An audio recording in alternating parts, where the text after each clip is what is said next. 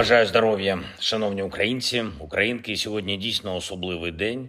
І в усьому світі одна новина привертає всю увагу. Абсолютно переконливий результат виборів в Америці. Чітке лідерство президента Трампа. Я вітаю із цією перемогою. Взагалі для нас в Україні, в усій Європі надзвичайно важливо було увесь час чути слова тоді ще 45-го президента Сполучених Штатів про мир завдяки силі. Peace through strength. І коли це буде принципом політики 47-го президента Сполучених Штатів, Америка і увесь світ від цього точно виграють. Недаремно так часто тепер згадують Рональда Рейгана. Люди хочуть впевненості, хочуть свободи, нормального життя. І для нас це життя без російської агресії. І з сильною Америкою, з сильною Україною, з сильними союзниками. Ми в цьому році говорили вже з президентом Трампом і телефоном в липні, і особисто на зустрічі у вересні. Це були хороші розмови. На рівні команд маємо взаємодію, як і завжди. Безперечно, цінуємо двопартійну підтримку Сполучених Штатів.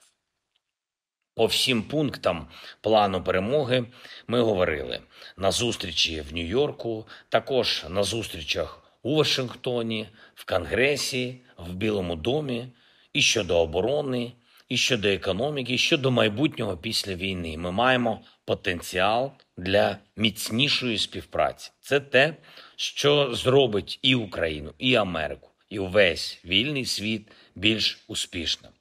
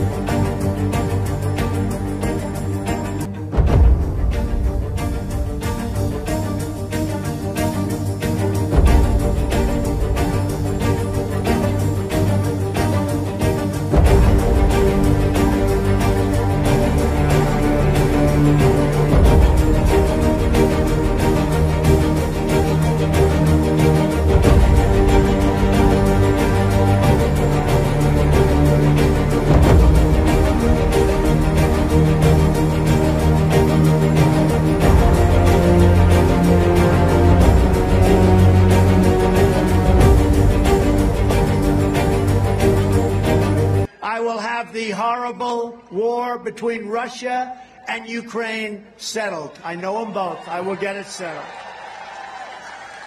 Most important day in the history of our country, and we're going to get things.